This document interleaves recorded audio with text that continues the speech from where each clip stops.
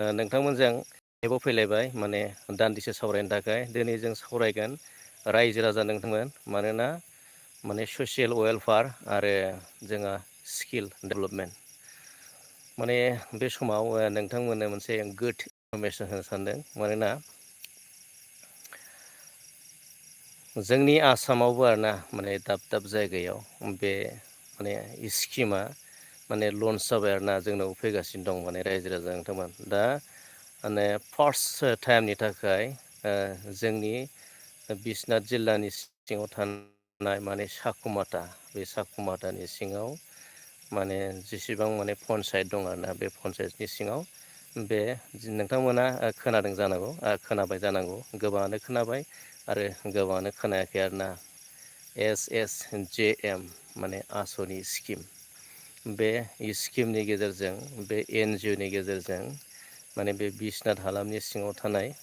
जोंनि ओनसोलावबो बा गुबुन गुबुन ओनसोलावबो माने मोनसे माखासे स्किल डेभेलपमेन्टनि माने फरायसा आरो फरायसुलिफोरनि थाखाय बे सुबिदाखौ माने थाबैनो मोननो थांगासिनो दं आरोना रायजो राजा नोंथांमोन बयबो मोननो थांगासिनो दं मानोना नोंथांमोना खोनानो मोनगासिनो दं फुंनि समावबो अंगनबादियाव गथ'फोरखौ फोरोङो थिग बेबायदिनो स्कुलाथ' फरायसालियाथ' थाखाबाय नङा होमबा बिनि अनगायैबो मोनाबिलियाव गथ'फोरखौ माने जाहाथे मबाइल स्कुल गना फैखांनायनि उनाव गोबां गथ'फ्रानो माने मबाइलाव माने एंगेजमेन्ट जाना थायो नङा होमबा दा जुदि बै बेलासियावबो जुदि गथ'फोरखौ जुदि फरायनाय हुदा परिबेस जुदि दानानै होनोब्ला बे गथ'फ्रा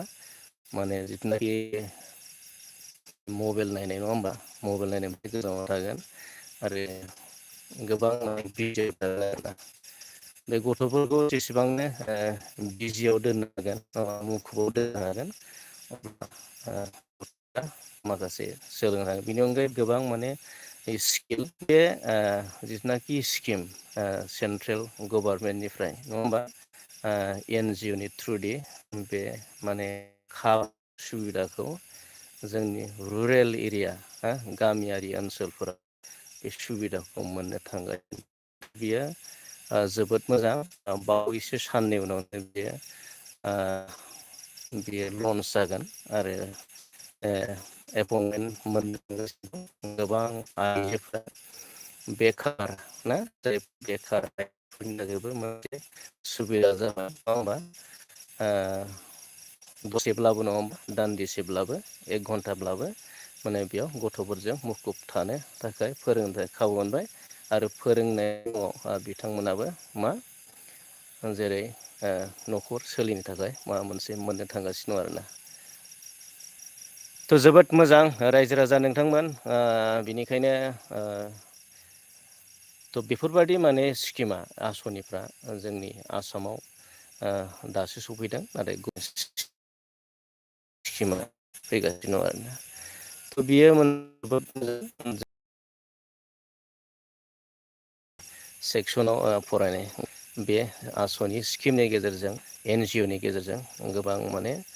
स्किल माखासे हारोंथाइफोरखौ सोलोंनो थाखाय खाबु मोनगोन बियो जोबोद गोजोनथावना आरोना थ' नोंथांमोना बावैसो समनि उनावनो बेयो जासिगोन अब्ला नोंथांमोना गावबा गावनि गथ'फोरखौ जाहाथे मबाइलाव जाहाथे गथ'फ्रा मबाइल नायनायनिफ्राय गोजानाव थायो जाहाथे थाहोनो हायो माने जेब्लाबो माने मुखुब खालामनानै दोननो हानायनि मोनसे बियो मोनसे राहा मोनसे पद्धति थ' बेनि गेजेरजों नोंथांमोनाबो गावबा गावनि गथ'खौ जेब्ला मोनाबिलिनि बेलासिनि बे फरायसालियाव गावबा गावनि गथ'फोरखौ नोंथांमोनाबो थिनहरनो हागोन आरोना थ' बेनि थाखाय बिनिफ्राय गोबां मुलाम्फा जागोन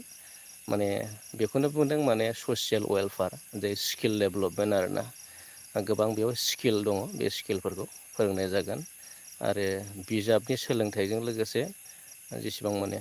माखासे स्किलफोरखौ सोलोंनायनि बेयाव खाबु दं आरोना थ' रायजो राजा नोंथां दिनैनि लाइभजों नोंथांमोननो बेखौनो फोरमायबाय जाहाथे नोंथांमोनाबो गावबा गावनि गथ'फोरखौ जाहाथे मबाइल नायहोस्लायस्लाय